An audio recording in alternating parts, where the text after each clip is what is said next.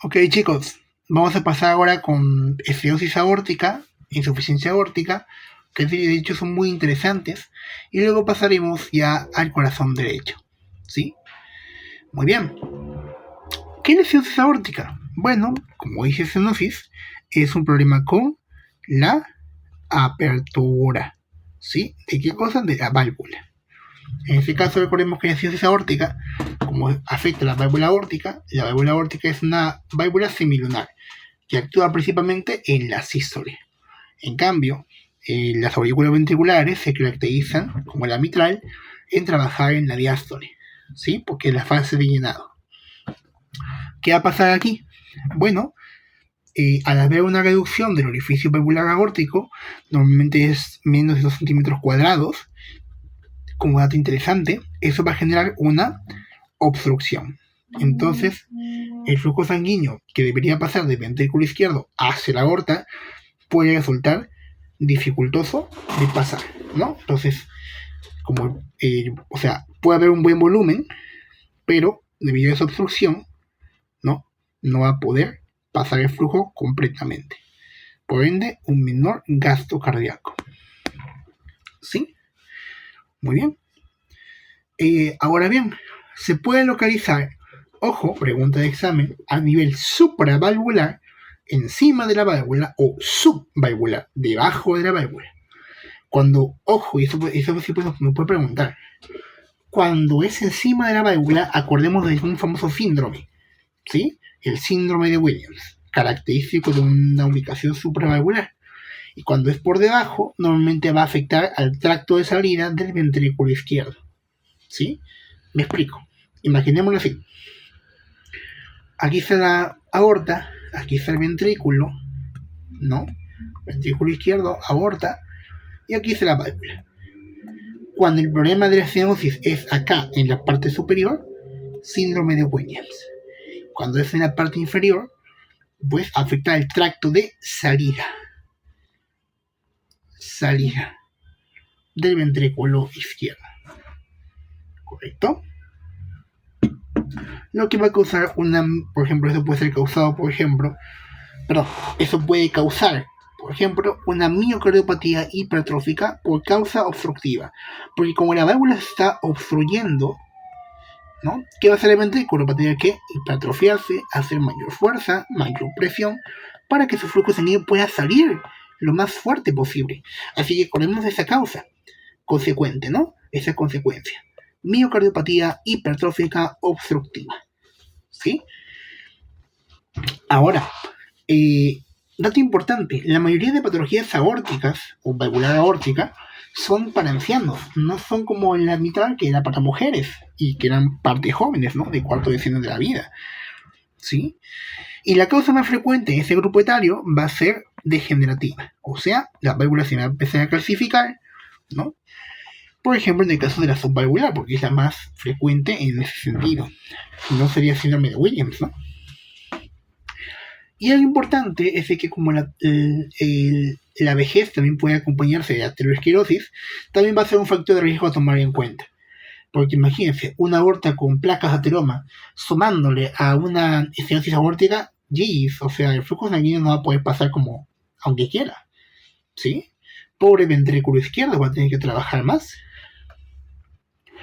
Ahora, si pasara en jóvenes, lo cual no es tan frecuente, la causa más frecuente de este efecto puede ser degenerativa sobre una válvula bicúspide, ¿no? O sea, también puede ser por causa degenerativa, ¿no? Pero no tanto por calcificación, sino por una degeneración quizá genética, estructural, ¿no? No tanto algo funcional, vamos a llamarlo así.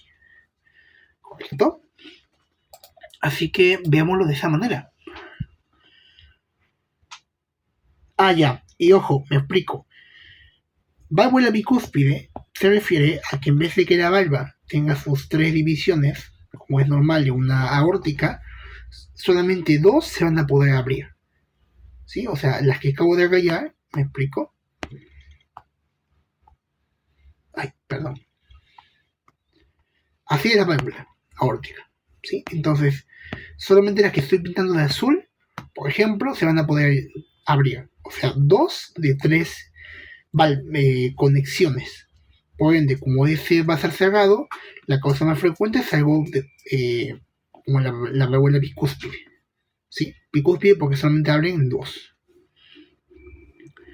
En cuanto a fisiopatología, al haber un obstáculo de la salida de sangre, ¿no? Generalmente, y esto en la sístole, ojito, porque recordemos, todo lo que es semilunar es sístole, todo lo que es aurículo-ventricular es diástole, no confundir.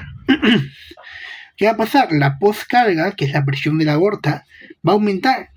¿Por qué razón? Porque, como vamos a explicarlo así, ya vamos a dibujar un corazoncito. Ya enfocémonos aurícula izquierda, ventrículo izquierdo, y aquí tu aorta, pues, ¿no? Ya. Muy bien. ¿Por qué va a aumentar la postcarga? Cuando usted diga postcarga, acuérdese de algo puntual, que es la presión de la aorta sobre el ventrículo izquierdo. Entonces, va a aumentar la postcarga, ¿por qué razón? Porque al haber un problema valvular y para el cual el flujo sanguíneo no sale con suficiente fuerza, la fuerza que va a predominar en un inicio va a ser de la aorta, porque siempre es en sentido contrario. ¿Sí? Y se preguntarán, ¿pero por qué hace eso la aorta, no? ¿Es normal? Sí, es normal. Y eso es debido a que parte de ese flujo que sale en la sístole luego se va a los vasos coronarios. Entonces, ¿qué va a pasar? Al haber menos sístole, la aorta va a tener que hacer mayor presión porque va a decir, oye, tan poquito flujo me está llegando, pucha, le haré eso al corazón porque si no me quedo sin bomba cardíaca. Tiene sentido, ¿no? Entonces, pues aumenta la postcarga. ¿Sí? Pero también eso va a inducir a que esa nueva presión induzca de que ese ventrículo izquierdo haga más trabajo, trabaje más y se hipertrofie.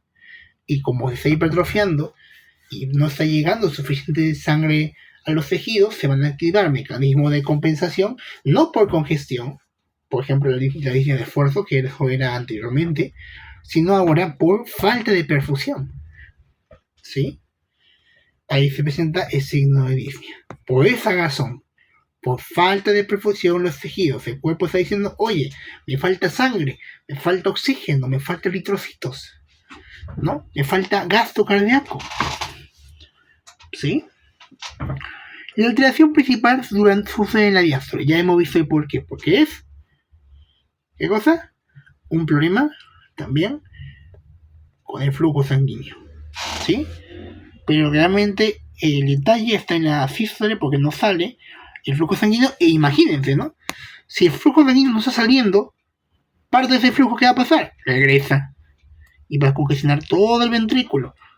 Entonces, cuando llegue nuevamente el flujo sanguíneo por la aurícula, como lo estoy pintando ahorita, se va a congestionar. O sea, ahora el que sufre no es la aurícula, en principio, es el ventrículo. O sea, vamos armando un rompecabezas. Estenosis mitral, afectación principal a aurícula. Insuficiencia mitral y aurícula ventrículo. Y ahora el ventrículo es el protagonista de la causa. Y para colmo, la diástole. ¿Sí? Ahora, el ventrículo izquierdo, al estar hipertrofiado, ¿sí? ¿Qué va a pasar? Porque se va a hipertrofiar, ¿no? Por mecanismo de compensación. No se va a relajar. Y si no se relaja, pregunta, ¿podrá hacer buena diástole? ¿Podrá hacer un buen llenado? No.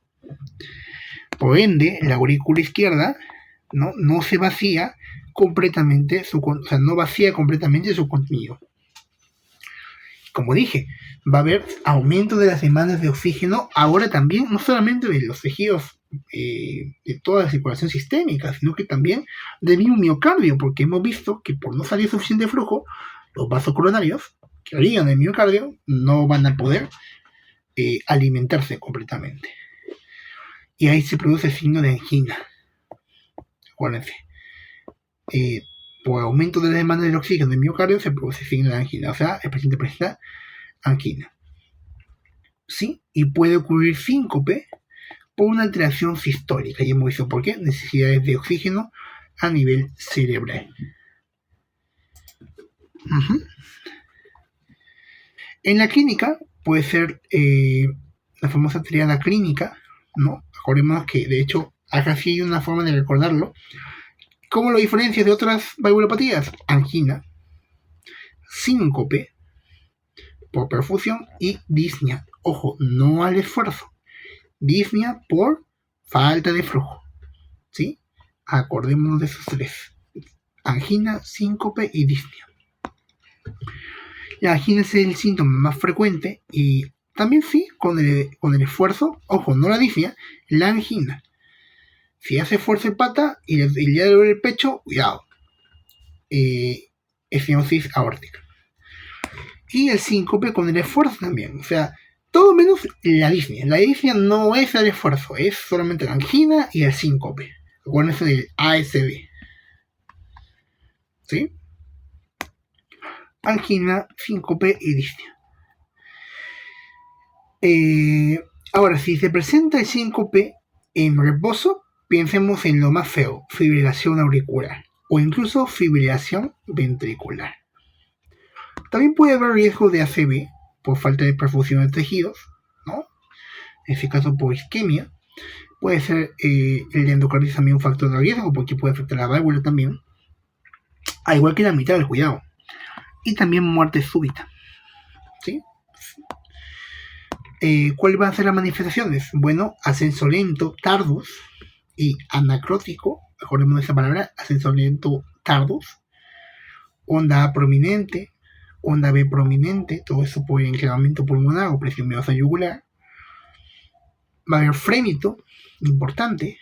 Y ahora, no con respecto al segundo ruido cardíaco, no va a haber un desdoblamiento, como lo vimos, por ejemplo, en insuficiencia mitral, sino ahora va a haber un ruido cardíaco primero normal, pero una disminución del segundo ruido en el foco órtico. Y a la vez un desdoblamiento paradójico. Entonces se repite, solamente que ahora hay disminución del segundo ruido. Esa es la característica principal. El soplo puede ser áspero, romboidal, de baja frecuencia, bueno, se puede irradiar al cuello y las esclerótidas. Su electro va a ser de signos de hipertrofia del ventrículo izquierdo. Y, ojo, va a haber una elevación del BNP y probablemente BNP, que son marcadores de isquemia. Porque el miocardio no recibe suficiente flujo, así que va a tener que liberarse. Lógica, ¿no? También ecocardiografía Doppler es el método de elección. Cuidado, hay que pensar en eso. Y como el tratamiento va a ser controlar, por ejemplo, la frecuencia cardíaca, ¿no? Tu inotrópico negativo, para que no se descompense. Tu bloqueador de canal de calcio, como beta-block o bloqueador de canal de calcio. Pero evitemos inotrópicos positivos, porque la idea es que la función contráctil no siga trabajando de más. Tenemos que controlarlo, ¿no? O sea, es normal que se contraiga, pero si le damos un inotrópico positivo, por ejemplo, como la digoxina solamente, no va a ayudar, ¿no? Y aquí es recomendable la sustitución de válvula aórtica. O el cambio valvular en este caso.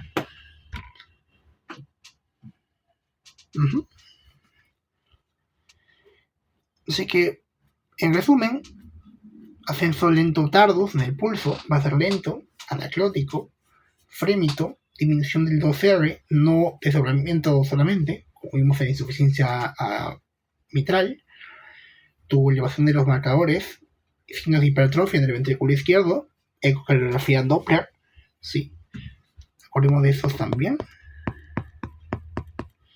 Y tus son inotrópicos, todo en base a la frecuencia. Recordemos que es el ASD, angina, síncope y disnea.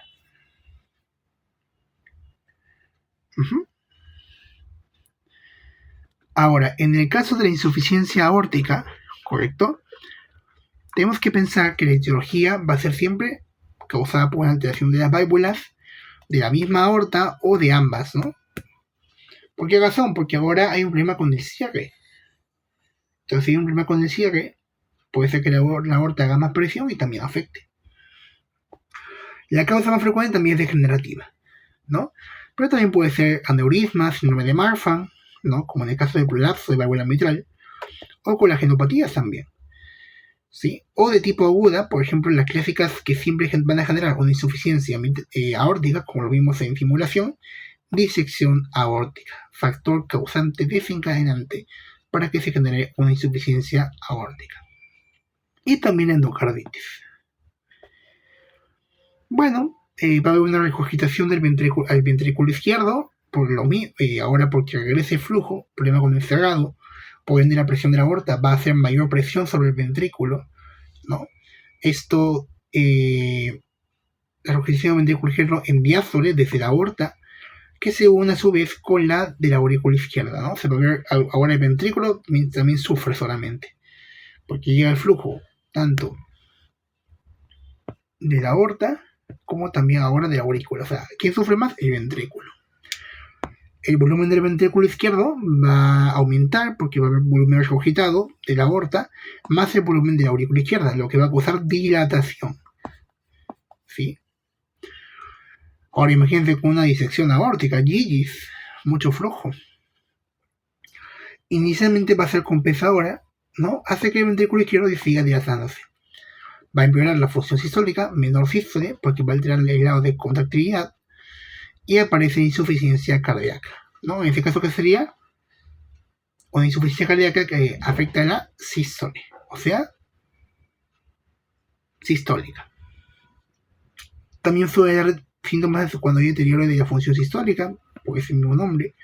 Por ejemplo, angina en reposo nocturno, donde se puede presentar bradicardia fisiológica, provoca un aumento de la duración de la diástole, porque ahora va a haber más flujo, entonces va a demorar más en que todo se llene, lo que aumenta el chorro de regurgitación y estrés del ventrículo izquierdo. Acá hay un cuadro que de hecho resume, ¿sí? Que es cuando el volumen diastólico va a aumentar del ventrículo izquierdo, importante, porque es una regurgitación más un llenado de la aurícula, ¿no? Va a haber una dilatación del ventrículo izquierdo compensadora para evitar el aumento de la presión. Sin embargo, eso va a inducir una disminución de la función sistólica, ¿sí? Y un aumento de la presión telediastólica del ventrículo izquierdo. ¿Por qué? Porque ahora, como la función sistólica está fallando, el ventrículo izquierdo va a tener que hacer suficiente fuerza para compensar esa presión telediastólica por exceso de volumen. Y si no se logra eso, bueno, insuficiencia cardíaca. ¿Sí? De esa forma. O sea, si lo imaginan es algo así, pues, ¿no? Y en exploración física, ya para dejarles la siguiente parte grabada, principalmente recordemos que el pulso cardíaco también puede haber un aumento de la presión diferencial. El famoso pulso saltón de conejito, pulso saltón o hiperkinético, pregunta de examen. Va a haber un soplo diastólico, ya no mesosistólico, o sea, ahora el problema es soplo diastólico, de alta frecuencia, ¿no? Decreciente al final de la diastole, ¿no? Como que creciente, algo así, ya me acuerdo en el Harrison.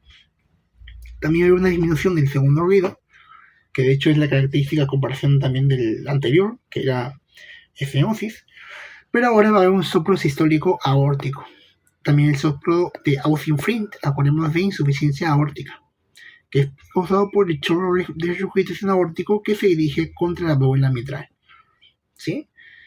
El ecocardiograma es la técnica de elección, porque la idea es ver las válvulas.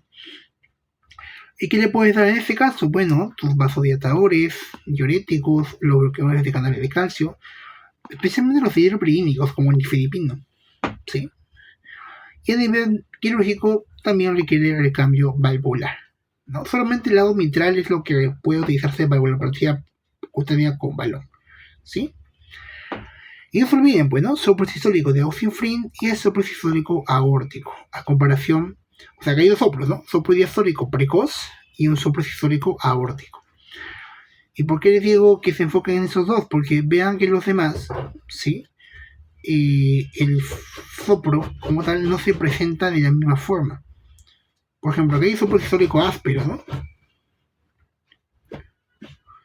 En el anterior era mesosistólico, ¿sí? Hasta el punto de prolapso, o sea, todo lo que es pana, sistólico o presistólico es mitral.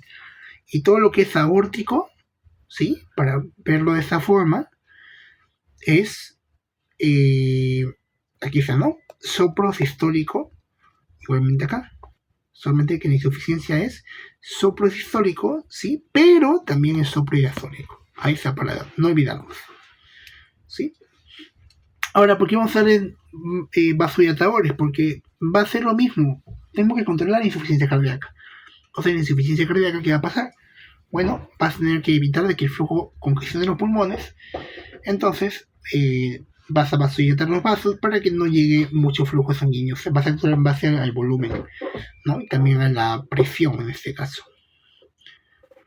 Bueno, voy a dejar en la siguiente parte grabada de fibrosis tricuspide y todo lo demás, porque ahorita ya comienza mi clase, así que voy a darme un respiro.